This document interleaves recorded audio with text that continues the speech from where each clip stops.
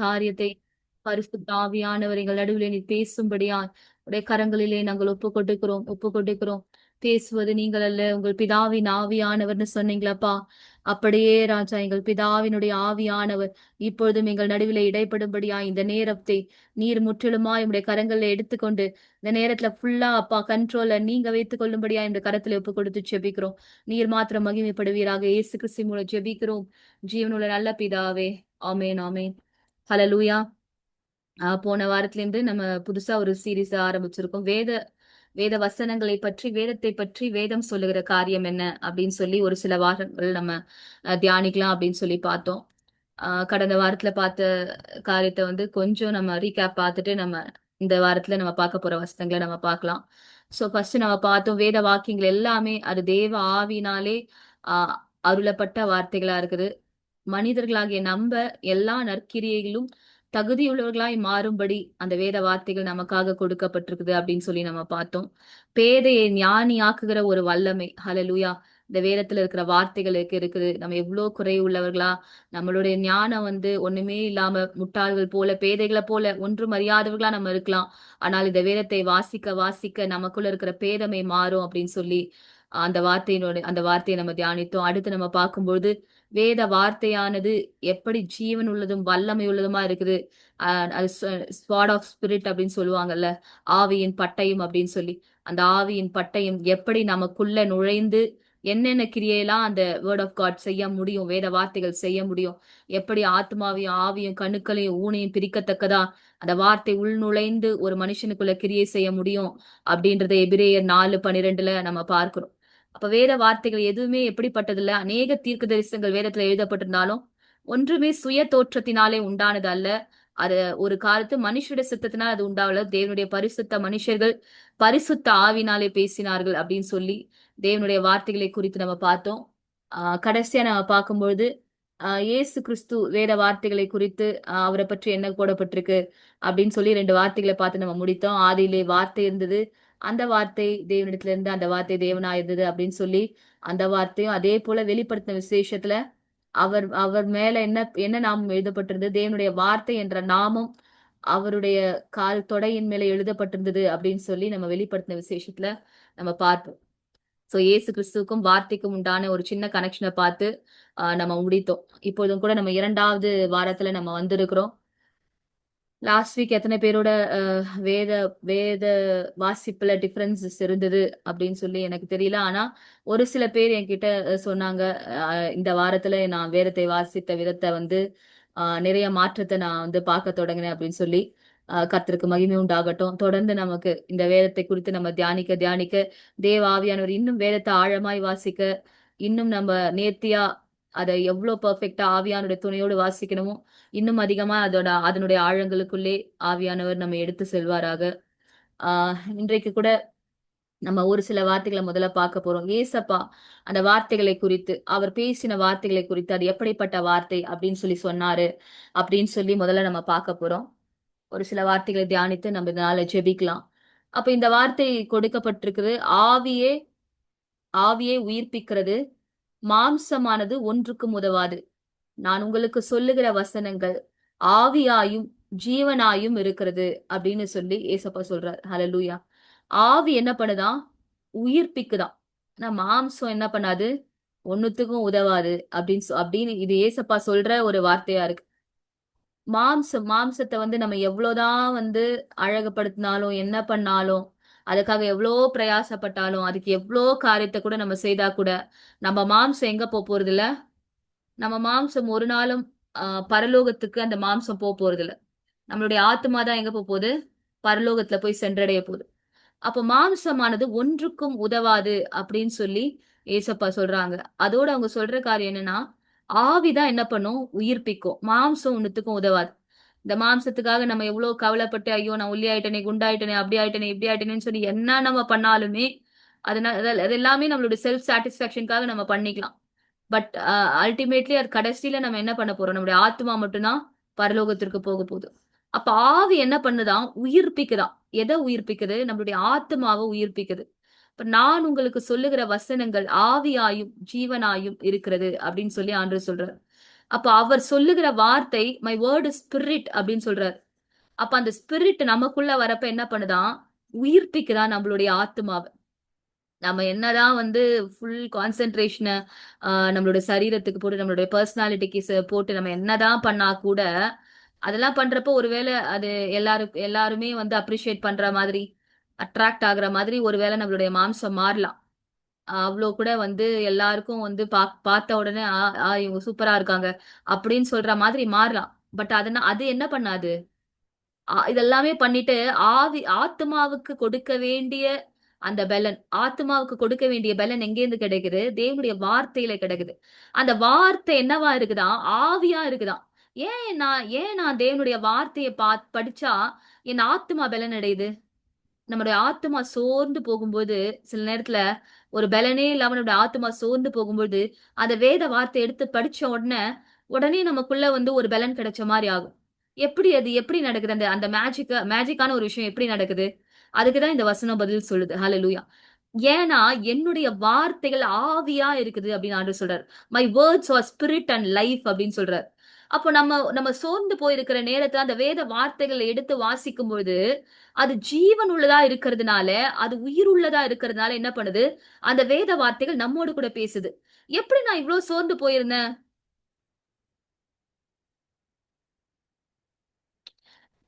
அப்போ என்ன பண்றோம்? நம்ம அந்த வசனத்த வாசிக்கிற நேரத்துல, அதுக்குள்ள ஆவி இருக்கிறதுனால என்ன பண்ணுது? அந்த ஆவி உள்ளே நுழைந்து நம்மளுடைய ஆத்துமாவ உயிர்ப்பிக்குது. அதனால தான் நம்மளுக்கு வசனங்கள நம்ம வாசிக்கும்பொழுது, நம்ம எவ்ளோ பலவீனமா இருந்தா கூட, உடனே நமக்குள்ள ஒரு ஜீவன் உண்டானது மாதிரி, ஒரு பலன் கிடைச்ச மாதிரி இருக்கிறதுக்கான காரணம், தோஸ் வேர்ட்ஸ் ஆர் ஸ்பிரிட், அந்த வார்த்தைகள் ஆவியா இருக்குது அப்படின்னு சொல்லி ஏசப்பா சொல்றாங்க. அப்ப நம்ம சோர்ந்து போன நேரத்துல எத்தனையோ காரியங்கள நம்ம செய்கிறதற்கு பதிலா, நம்ம தேவனுடைய வார்த்தை எடுத்து நம்ம வாசிச்சோம்னா, அதிலிருந்து என்ன நமக்கு கிடைக்குமா? நமக்கு ஆவியிலே பலன் கிடைக்கும். ஏன்னா, அந்த வார்த்தையினுடைய வல்லமை என்ன பண்ணுது? நம்மளுடைய ஆத்துமாவை உயிர்ப்பிக்குது. நம்மளுடைய ஆத்துமாவை உயிர்ப்பித்து, செத்தது போல, மரித்தது போல இருக்கிற நம்மளுடைய ஆத்துமாவுக்குள்ளே ஜீவனை உண்டாக்குது. ஹalleluya. அடுத்து நம்ம தொடர்ந்து பார்க்கும்பொழுது ஆண்டவர் என்ன சொல்றாரு? மனுஷன் இந்த இந்த வசனம் எங்க வருதுன்னு சொல்லி நம்ம எல்லாருக்குமே தெரியும். You will feel like there is no connection between one verse and other verse. But நம்ம ஆல் டுகெதர் என்ன பார்க்கணும்னா, கர்த்தருடைய வார்த்தை நமக்கு என்ன செய்ய முடியும்? அதை தான் நம்ம பார்த்துட்டு இருக்கோம். அப்போ கர்த்தருடைய வார்த்தையை நம்ம வாசிக்கும் போது எதனால நமக்கு உடனே ஒரு பலன் கிடைக்குது? உடனே எப்படி நமக்கு வந்து ஒரு நமக்குள்ள இருந்து சோர்வு வெளியேறுது அப்படின்னு பார்த்தா, ஒருவேளை இது வரைக்கும் நமக்கு அது புரியாம இருந்திருக்கலாம். ஆனா நம்ம என்ன நினைச்சுப்போம்? வார்த்தையில வல்லம் இருக்கு, உடனே அது என்ன மாத்துதான்னு. ஆனா ஆனா பெர்ஃபெக்ட்டா வேத வார்த்தையின்படி அதை நம்ம பார்த்தோம்னா, வார்த்தை ஆவியா இருக்கிறதுனாலே, அதற்கு உயிர்ப்பிக்கிற வல்லமை இருக்கிறதுனால, அது ஜீவன் உள்ளதா இருக்கிறதுனால, அந்த வார்த்தை எனக்குள்ள போன உடனே, மரித்து கிடக்கிற என்னுடைய ஆத்துமாவுக்குள்ளே கர்த்தர் என்ன பண்றாரு? பலனை கொடுக்கிறாரு. சோ அதுதான் என்ன நடக்குது? அந்த ஃபர்ஸ்ட் வார்த்தையிலிருந்து நம்ம கற்றுக்கொள்கிற காரியம். அடுத்த வார்த்தையை நம்ம பார்க்கும்பொழுது, இது வந்து ஏசப்பா வந்து வனாந்திரத்துல இருக்கும்போது, பிசாசு சோதிக்கும்படியாய் வர்ற நேரத்துல அவர் பயன்படுத்துகிற ஒரு வார்த்தை. இது நம்ம எல்லாருக்குமே தெரிஞ்ச வார்த்தை. மனுஷன் அப்பத்தினாலே மாத்திரமல்ல, தேவனுடைய வாயிலிருந்து புறப்படுகிற ஒவ்வொரு வார்த்தையினாலும் அவன் பிழைப்பான் அப்படின்னு சொல்லி. இந்த வார்த்தைகள் ஆக்சுவலா வந்து டியூட்ரானமில வருது. எங்க வருது? யாத்திராகமத்துல வருது. அவங்க அந்த வானத்து மன்னாவை எடுத்து அவங்க இஸ்ரவேலர்கள் சாப்பிடுகிற அந்த அந்த அந்த இடத்துல இந்த வார்த்தையை நம்ம வாசிக்கிறோம்.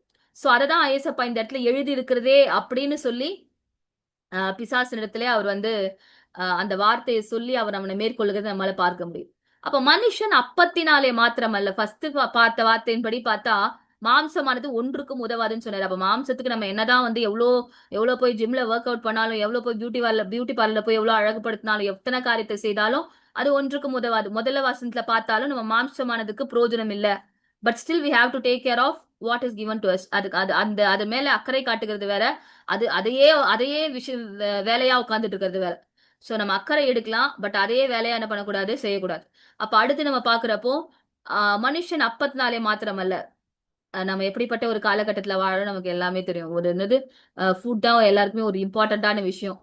சாப்பாடு தான் எல்லாருக்கும் ஒரு இம்பார்ட்டன்டான விஷயம் அப்படின்ற மாதிரி ஓவர் ரேட் ஓவர் ரேட்டடான ஒரு விஷயம் இந்த உலகத்துல இப்ப நடக்குதுன்னா அது என்ன சொல்றது? ஃபுட்டுக்கு தான் நடக்குது. எல்லாம் எந்த ஸ்டேட்ல, எந்த கண்ட்ரில, எந்த டிஸ்ட்ரிக்ட்ல என்ன கிடைக்கும் அப்படின்னு சொல்லி யூடியூப் ஃபுல்லா நிரம்பி கிடக்கிற ஒரு காரியம் என்னது? அந்த ஃபுட்டை பத்தின ஒரு விஷயம் தான். அப்ப மனுஷங்க எப்படி எப்படி இருக்காங்கன்னா, சாப்பாடே தான் வாழ்க்கை அப்படின்ற மாதிரி மனிதர்கள் வாழ்ந்து கொண்டிருக்கிற ஒரு ஒரு காலகட்டத்துல நம்ம இருக்கிறோம். அப்ப வேத வார்த்தை என்ன சொல்லுது?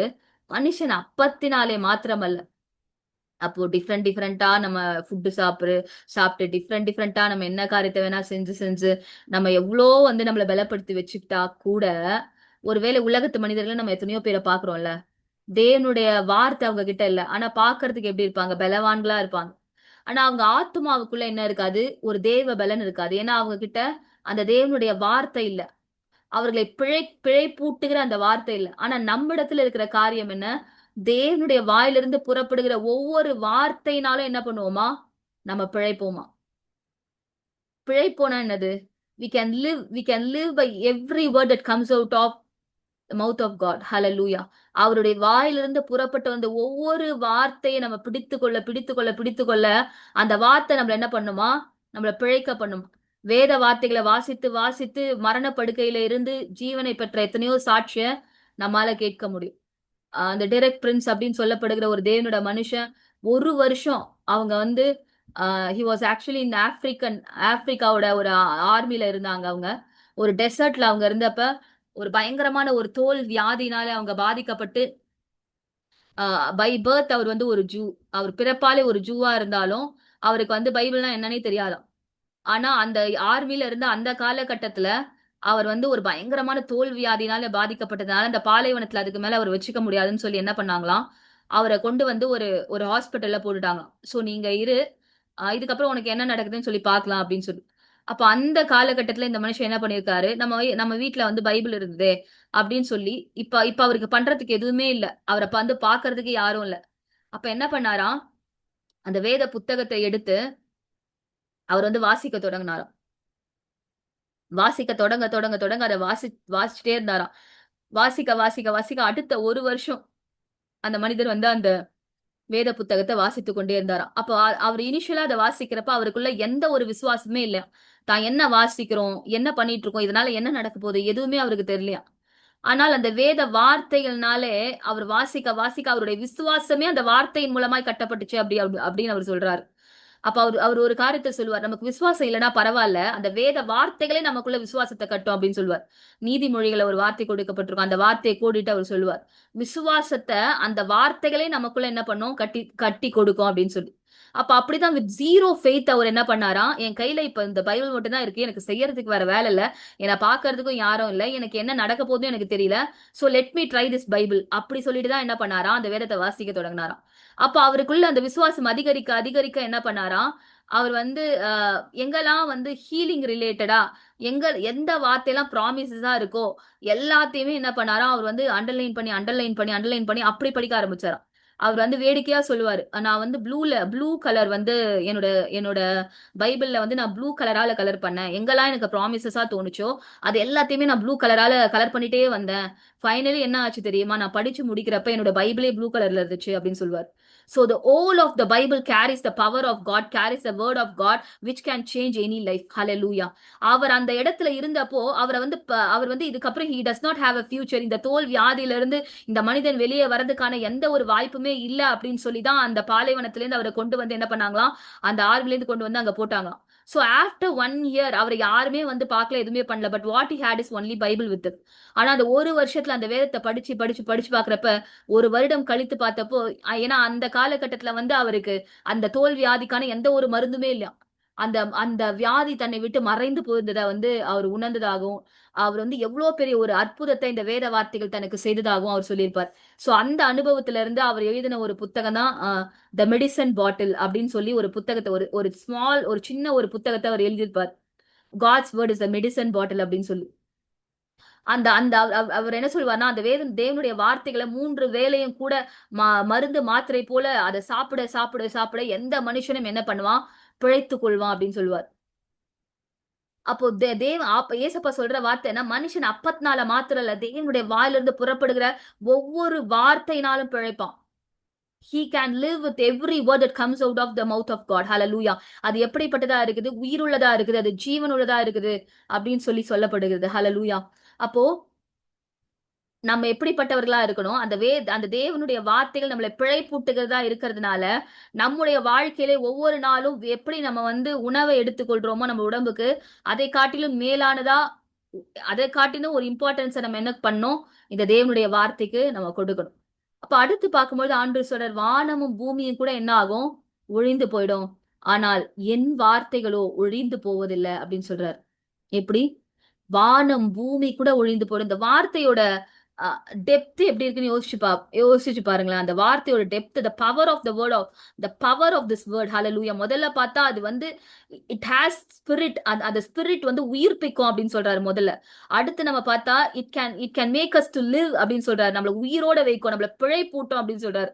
அடுத்து பார்த்தா அந்த எழுத்து, அந்த வல்லமையுள்ள வார்த்தை எப்படிப்பட்டதுன்னா, அதோட அஷூரன்ஸ் எப்படிப்பட்டதுன்னா, நான் படைச்ச இந்த வானம் பூமி கூட என்ன ஆயிடும்? ஒளிஞ்சு போயிடும்.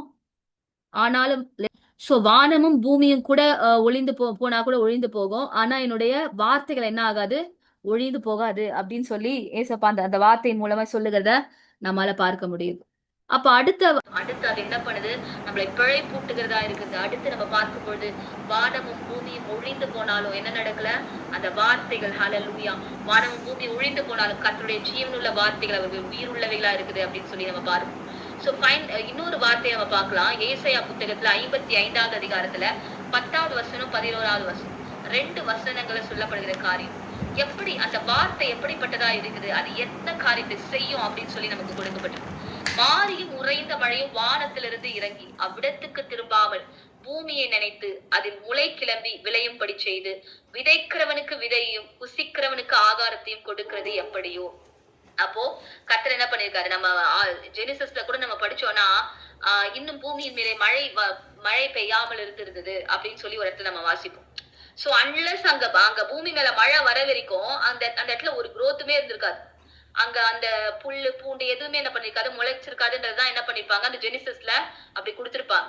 சோ மாரியும் உறைந்த மழையும் வானத்திலிருந்து இறங்கி அவ்விடத்துக்கு திரும்பாமல் பூமியை நினைத்து அதில் முளை கிளம்பி விளையும்படி செய்து, அப்ப முளை கிளம்பி விளையும்படி ஒரு விளைச்சல் உண்டாகணும்னா, விதைக்கிறவனுக்கு விதை புசிக்கிறவனுக்கு ஆகாரம் உண்டாகணும்னா என்ன உண்டாகணும்? மழை உண்டாகணும். மழை வந்தா மட்டும்தான் அந்த பூமியில என்ன பண்ண முடியும்?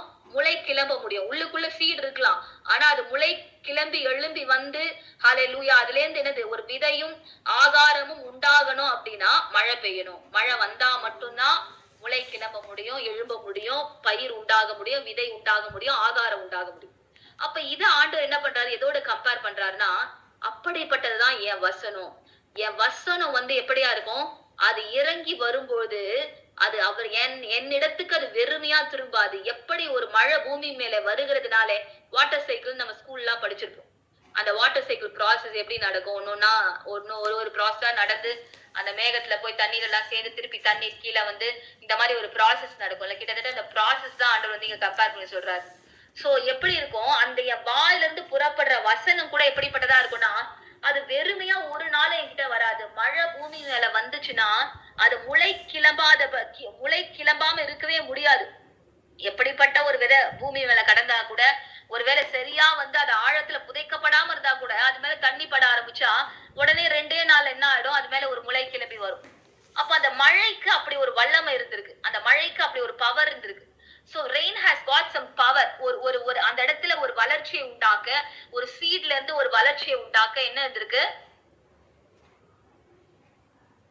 அந்த மழைக்கு ஒரு பவர் இருந்திருக்கு. அப்ப அதே மாதிரி ஆண்டவர் என்ன சொல்றாரு? என் வாயிலிருந்து புறப்படுகிற வசனத்துக்கும் அது போல ஒரு வல்லமை இருக்கு. அது என்ன பண்ணும்? எப்படி மழை வந்து முளை கிளம்பி ஒரு விளையும்படி செய்கிறதோ அதே போல என்னுடைய வசனம் வந்துச்சுன்னா அது ஒரு வேலையை செய்யாம என்கிட்ட அது வெறுமையா ஒரு நாளும் வரவே வராது. ஹல்லேலூயா. அது நான் விரும்புறதை செய்து நான் அதை அனுப்பின காரியமாகும்படி அது கண்டிப்பா என்ன ஆகும்? வாய்க்கும் அப்படின்னு ஆண்டவர் சொல்றாரு. ஹல்லேலூயா. எப்படியோ மாரியும் உறைந்த மழையும் வானத்திலிருந்து இறங்கி எப்படி இறங்கி வந்து அது முளை கிளம்பி விளையும்படி செய்து விதைக்கிறவனுக்கு விதையும் புசிக்கிறவனுக்கு ஆகாரத்தையும் கொடுக்குதோ அது போல நான் அனுப்புகிற என்னுடைய வார்த்தை ஒரு வளர்ச்சியை கொடுக்காம, ஒரு உயிரை பிறப்பிக்காம, ஒரு ஜீவனை உண்டாக்காம, அது சொன்ன காரியமா முடியாம அது என்னிடத்துல என்ன பண்ணாது? வெறுமையாய் அது திரும்பாது அப்படின்னு சொல்லி தேவன் இந்த இடத்துல சொல்லுகிறத நம்மால பார்க்க முடியுது. ஹல்லேலூயா. அப்ப கர்த்தருடைய வார்த்தைக்கு ஒரு வல்லமை உண்டு, அது உருவாக்குறதா இருக்கு. It has the power to create. ஒரு காரியத்தை கிரியேட் பண்ணி பண்ணுகிற வல்லமை என்ன இருக்குது, அந்த தேவனுடைய வார்த்தைக்கு இருக்கிறது என்பதை நம்மால பார்க்க முடியுது. சோ அடுத்து நம்ம பார்த்தோம்னா கர்த்தருடைய வார்த்தை என்ன செய்ய முடியும் அப்படின்னா, இட் கேன் ஹீல். எப்படி நம்ம பார்த்தோமோ, என் வாயிலிருந்து புறப்படுகிற வார்த்தை ஹalleluya அது என்ன பண்ணும், நான் சொல்லிய காரியமா முடியாமல் அது என்னிடத்துல வெறுமையாய் திரும்புவது இல்ல அப்படின்னு சொல்லப்படுதோ, அதே போல ஒரு வார்த்தை புறப்பட்டு வந்தா என்ன ஆகுமா, அவர்களை குணமாக்கி அவர்களை அழிவுக்கு தப்புவித்ததான். யார் இவங்க குணமாக்கப்பட்டு அழிவுக்கு தப்புவிக்கப்பட்ட இவர்கள் யார் அப்படின்னு சொல்லி பார்த்தோம்னா, சாம்ஸ் 107ல அது கொடுக்கப்பட்டிருக்கு. ஹalleluya சாம்ஸ் 107:18ல பார்த்தோம்னா, அவர்கள் ஆத்துமா சகல போஜனத்தையும் 17 வாசிக்கிறேன், நிர்மூடர் தங்கள் பாதக மார்க்கத்தாலும் தங்கள் அக்கிரமங்களாலும் நோய் கொண்டு ஒடுங்கி போகிறார்கள். அவர்கள் ஆத்துமா சகல போஜனத்தையும் அரோசிக்கிறது. அவர்கள் மரண வாசல்கள் பரியந்தம் சமீபிக்கிறார்கள். தங்கள் ஆபத்திலே கர்த்தரை நோக்கி கூப்பிடுகிறார்கள். அவர்கள் இக்கட்டுகளுக்கு அவர்களை நீங்களாக்கி ரட்சிக்கிறார். அவர் தமது வசனத்தை அனுப்பி அவர்களை குணமாக்கி அவர்களை அழிவுக்கு தப்புவிக்கிறார். அப்ப யார பத்தி கொடுக்கப்பட்டிருக்குன்னா, ஃபூல்ஸ் அப்படின்னு சொல்லி கொடுக்கப்பட்டிருக்கு, நிர்மூடர் அப்படின்னு சொல்லி. தங்கள் இஷ்டம் போல பாவத்திலே வாழ்ந்தவர்கள் அவங்க என்ன பண்றாங்களா, அவங்க அந்த அந்த மரண வாசல் கிட்ட, மரண வாசல் பரியந்தம் when they are drew near to the gates of death, அந்த மரண வாசல் பரியந்தம் போகிற நேரத்துல, ஐயோ நான் சாக போகிறேனே அப்படின்ற ஒரு நேரம் வரும்போது அவங்க என்ன பண்றாங்களாம், கர்த்தரை நோக்கி கூப்பிடுறாங்களாம். கர்த்தரை நோக்கி கூப்பிடும் பொழுது உடனே அவர் என்ன பண்றாரா, அவர்களுடைய இக்கட்டுகளுக்கு அவர்களை நீங்களாக்கி ரட்சிக்கிறார். உடனே ஆண்டவர் வந்து அவர்களுடைய இக்கட்டுக்கு நீங்களாக்கி ரட்சிக்கிறார். எப்படி ரட்சிக்கிறாரு, மரண வாசல்களுக்கு போயிட்டாங்க. அவங்க வந்து இனி இருப்பாங்களா இல்லையான்னு தெரியல. ஆனாலும் அந்த ஆபத்துல ஆண்டவரை நோக்கி அவங்க என்ன பண்றாங்களாம், கூப்பிடும் பொழுது ஆண்டவர் என்ன பண்றாரா, இக்கட்டுகளுக்கு அவர்களை நீங்களாக்கி ரட்சிக்கிறார். எப்படி ரட்சிக்கிறார் அப்படின்னா, அதுதான் அடுத்த வசனம். தமது வசனத்தை அனுப்பி அவர்களை குணமாக்கி அவர்களை அழிவுக்கு தப்புவிக்கிறார். அந்த நிர்மூடர் செய்த பாதகமான காரியங்கள் அவர்களை மரண ஆக்கினைக்கு நேராக அழைத்து சென்று இனி அவர்கள் பூமியிலே வாழ்வதற்கான ஒரு தகுதி இல்லை என்று சொல்லி பாதாளத்தின் வாசல்கள் அவர்களை மேற்கொள்ளும்படியாய் வருகிறது. அந்த நேரத்திலே அவர்கள் தங்களுடைய பாவங்களை உணர்ந்து கர்த்தரை நோக்கி ஆபத்துல ஐயோ எங்களை காப்பாத்துங்க ஆண்டவரேன்னு சொல்லி கூப்பிடுகிற நேரத்திலே தேவன் அவர்களை ரட்சிக்கிறாரா. எப்படி ரட்சிக்கிறாரு அப்படின்னு சொல்லி பார்த்தா, தம்முடைய வார்த்தை அவர்களுக்கு நேராக அனுப்பி அவர்களை அந்த அழிவில் இருந்து மீட்டெடுக்கும்படியாய் அவர்களை குணப்படுத்துகிறாரா. ஹல்லேலூயா. பயங்கரமான கொலைகாரா இருப்பாங்க, பயங்கரமான சாட்சியா இருக்கும். கேட்டு பார்த்தா அப்படியே மரண வாசல்ல போயிருப்பாங்க. தற்கொலை பண்றதுக்கு 2 நிமிஷம் தான் இருக்கும், 1 நிமிஷம் தான் இருக்கும். திடீர்னு பார்த்தா ஏதோ ஒரு சர்ச்சில இருந்து எனக்கு ஒரு சத்தம் கேட்டுச்சு, ஒரு வேத வார்த்தையின் சத்தம் கேட்டுச்சு. திடீர்னு பார்த்தா எனக்கு வந்து ஒரு டிராக்ஸ நான் பார்த்தேன், அதுல ஒரு வேத வசனத்தை பார்த்தேன். அந்த வார்த்தை என்ன வந்து அந்த மரணத்துல இருந்து காப்பாத்துச்சு. So it all looks like something, ஏதோ ஒரு மேஜிக்கலா தெரியுதுல. அதுதான் என்னன்னா ஆண்டு வசனத்துல சொல்லியிருக்காருதான். அப்ப நிர்மூடர் நோய் கொண்டு ஒடுங்குகிறார்கள் தங்கள் பாதக மார்க்கத்தினாலே. ஆனாலும் அந்த மரண வாசல்களிலே அவர்கள் நிற்கிற வேலையிலே அவர்கள் உள்ளத்திலிருந்து ஐயோ நான் இப்படி சாக போறேனே, என்னை யாரும் காப்பாற்ற மாட்டார்களான்னு சொல்லி ஒரு கூக்குரல் எழும்பொழுது கர்த்தர் அவர்களை வார்த்தை அனுப்பி என்ன பண்றாரா, அவர்களை அழிவுக்கு தப்புவித்து அவர்களை குணமாக்கி மீட்டுக் கொள்ளுகிறாரா. ஹல்லேலூயா. அந்த சத்திய வார்த்தை, ஜீவன் உள்ள வார்த்தையோட பலன் எவ்வளவு அதிகமானதா இருக்குல்ல. மரண வாசலுக்கு நேராய் ஒரு மனிதன் போனாலும் அவனையும் மீட்டெடுக்க வல்லமை உள்ளதா இருக்குது. அவருடைய வார்த்தைகள் நம்மளை பிழைப்பூட்டுகிறது, அவருடைய வார்த்தைகள் நம்மளை உயிர்ப்பிக்கிறது, அவருடைய வார்த்தைகள் நம்மை குணமாக்குகிறது. அவருடைய வார்த்தைகள் ஹல்லேலூயா சொல்லிய காரியமாய் முடியும்படியாய் நமக்குள்ள என்ன பண்ணி, இட் இஸ் கிரியேட்டிங் சம்திங். ஹல்லேலூயா. சொன்ன வார்த்தை முடிக்குது. எப்படி சீட்ஸ் ஆதாரமும் விதைகளும் எப்படி உண்டாகுதோ அது போல நம்முடைய வாழ்க்கையில அது ஒரு வளர்ச்சியை உண்டாக்குற வார்த்தை. அடுத்த வார்த்தையை நம்ம பார்க்கும்போது, சத்தியத்தை அறிவீர்கள், சத்தியம் உங்களை விடுதலையாக்கும். ஆமென். ரொம்ப முக்கியமான ஒரு வார்த்தை, ரொம்ப ரொம்ப முக்கியமான ஒரு வார்த்தை. சத்தியம் மட்டும் இன்னைக்கு இந்த அநேகருக்கு தெரிஞ்சிருச்சுன்னா போதும், அந்த சத்தியமே என்ன ஆகிரும். நான் பேசிட்டு இருக்கிறது எல்லாமே கிறிஸ்தவர்களை பத்தி தான். அந்த சத்தியம் நமக்கு சரியா தெரியாதனால்தான் அநேக நேரத்துல நம்ம இன்னும் விடுதலை ஆகாம நம்ம அடிமைத்தனத்துக்குள்ளேயே கிடக்குறோம். இப்ப கூட நான் இந்த வேத வசனங்களை படிச்சப்பதான் எனக்கு சில ரெவலேஷன்ஸ் கிடைச்சு. சோ எப்படி வசனத்தை அனுப்பி குணமாக்க முடியும், எப்படி வந்து வசனத்தை படிச்சோன்னு பலன் கிடைக்குது. Yes we know that word is God.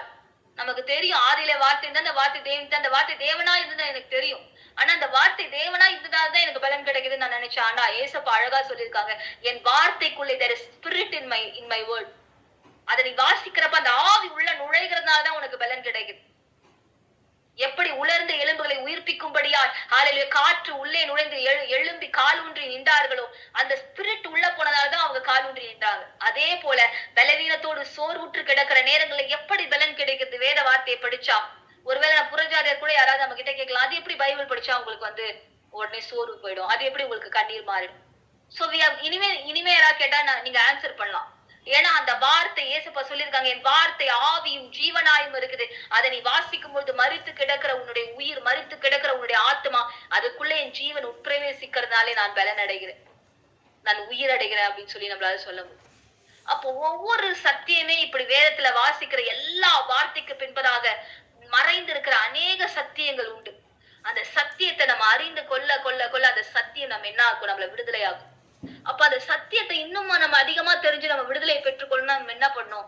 எவ்வளவு அதிகமா இந்த வேத வார்த்தையை நம்ம வாசிக்க முடியுமோ அவ்வளவு அதிகமா நம்ம வாசிக்க வாசிக்க அந்த சத்தியம் நம்ம விடுதலையாக்க தொடங்கும். ஹalleluya. நம்ம பெரிய ஞானவனா இருக்க மாட்டோம், நம்ம பெரிய புத்திமானா இருக்க மாட்டோம். திடீர்னு யாரோ வந்து நம்ம கிட்ட ஒரு காம்ப்ளிகேட்டடான கொஸ்டினை கேட்பாங்க. பார்த்தா நம்ம அழகா பதில சொல்லிட்டு வந்துருவோம். என்னடா இது, இந்த பதில் எனக்கே தெரியாதா, ஆனா நான் எப்படி பதில் சொன்னேன் அப்படின்னு சொல்லி நமக்கே ஆச்சரியமா இருக்கும். எப்படி நம்ம பதில் சொன்னோம்? இந்த பதில் இதுக்கு முன்னாடி எனக்குள்ள இல்லைன்னு எனக்கு நல்லாவே தெரியும். அன்டில் அந்த செகண்ட் வரைக்கும் அந்த கேள்வி ஒருத்தர் என்கிட்ட கேட்கிற வரைக்குமே அந்த பதில் எனக்குள்ள இருந்திருக்காது. நான் அதை பத்தி யோசிச்சிருக்க மாட்டேன், எனக்கு அது தோணி கூட இருக்காது. ஆனா அந்த செகண்ட் அவங்க கேட்கும்போது அந்த பதில சொல்லிட்டு நான் வந்திருப்பேன். எப்படி அது நடந்திருக்குன்னா, அந்த சத்திய ஆவியானவர் சத்தியத்தை வாசித்து வாசித்து நமக்குள்ள சேர்த்து வைக்க வைக்க அவர் என்ன தெரியுமா சொல்லுவார்? நீ சேர்த்து மட்டும் வெயி, அதை எப்ப வேலை செய்யணும்னு எனக்கு தெரியும். அட் த ரைட் டைம் உள்ளே இருந்து எதை எடுத்து எப்படி பதில் சொன்னா அந்த ஞானத்தை அந்த பாயிண்ட்ல அவர் போடுவார். ஹல்லேலூயா. அதுதாங்க இந்த சத்திய வார்த்தைகளோட மகிமை. அவ்வளவு பலனுள்ளதா இருக்குது இந்த வேத வார்த்தைகள். ஆமென். உம்முடைய சத்தியத்தினாலே அவர்களை பரிசுத்தமாக்கும். உம்முடைய வசனமே சத்தியம். ஹல்லேலூயா. இந்த பரிசுத்தமாக்குறது அப்படின்றது வந்து எப்படி பரிசுத்தமாக முடியும்? எப்படி பரிசுத்தமாக முடியும்? எப்படி பரிசுத்தமாக முடியும்? நான் இதெல்லாம் செய்யலன்னா பரிசுத்தமாயிருவேனா? நம்மளை பொறுத்த வரைக்கும் டிவி பார்க்கலனா, தப்பான காரியத்தை செய்யலனா, தப்பான காரியத்தை பார்க்கலனா, பொய் பேசலனா, இல்ல வந்து திருடலனா, இதெல்லாம் பண்ணலனா நான் வந்து பரிசுத்தமா இருக்கேன் அப்படி அர்த்தம் இல்ல. அதெல்லாம் தாண்டி கூட எனக்குள்ள ஒரு அசுத்தம் இருக்கு. as a human being, as a flesh, நாம் மாம்சத்திலே இருக்க இருக்க எனக்குள்ளே ஒரு அசுத்தம் ஒட்டிக்கொண்டே இருக்குது. அத வந்து நான் எதையோ ஒன்ன வந்து அவாய்ட் பண்றதுனால அந்த அந்த பரிசுத்தம் எனக்குள்ள வர மாட்டேங்குது. அப்ப எங்க இருந்து அந்த பரிசுத்தம் வர முடியும்? உங்களுடைய சத்தியத்தினாலே அவர்களை பரிசுத்தமாக்கும். உடைய வசனமே சத்தியம். அந்த வசனங்களை வாசிக்க வாசிக்க வாசிக்க அந்த சத்திய வசனங்கள் என்ன ஆகுமா? நம்மள பரிசுத்தமா மாற்றுமா? கிளென்சிங், சாங்டிஃபையிங். அந்த வசனம் தான் நம்மள என்ன பண்ணுமா? சாங்டிஃபை பண்ணுமா? நான் வந்து ஏதோ ஆண்டருக்கு முன்பாக போய் நான் ஏதோ ஒண்ணு சொல்லி சொல்லி ஆண்டவரே நான் டிவி பார்க்க கூடாது, ஆண்டவரே நம்ம சோசியல் மீடியா பார்க்க கூடாது, ஆண்டவரே ஓகே நான் பார்க்காம இருந்துட்டேன், ஒரு வாரம் பார்க்காம இருந்துட்டேன், நான் பரிசுத்தமா இருக்கிறேன். அந்த ஃபீலிங் இல்ல. அது ஏதோ ஒண்ணு விட்டுதால வந்த ஃபீலிங், அது பரிசுத்த ஃபீலிங் இல்ல. அது just you have avoided something. அது நல்ல விஷயம் தான்.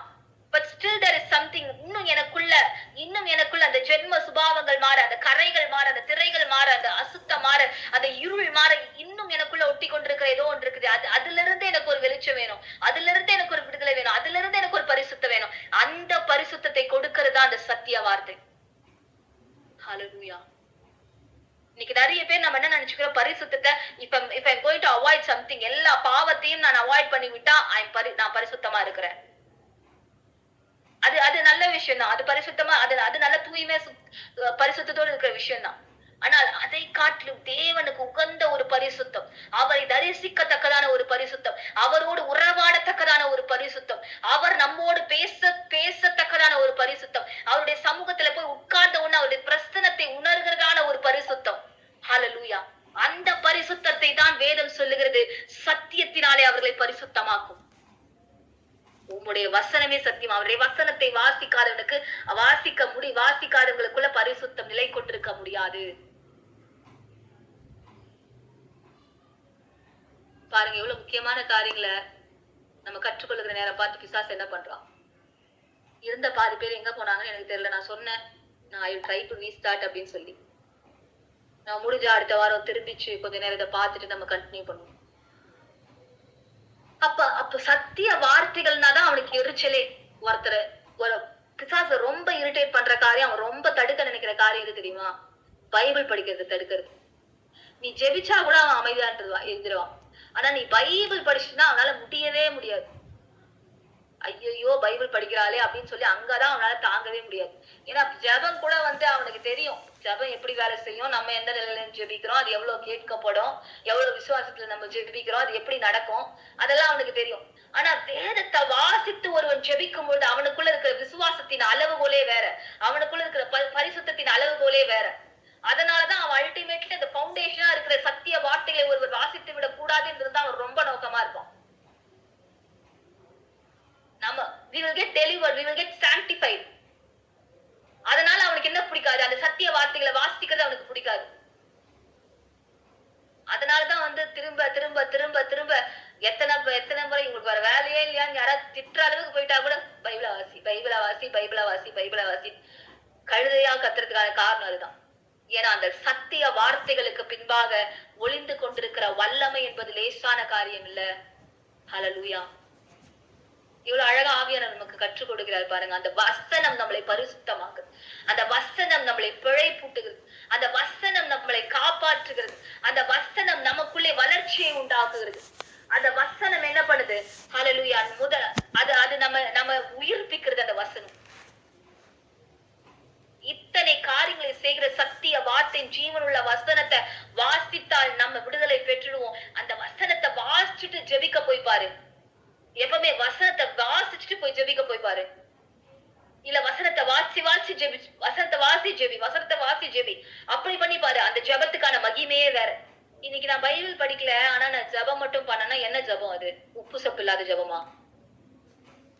That is not a prayer. அது சும்மா ஒரு ஜெபம். அது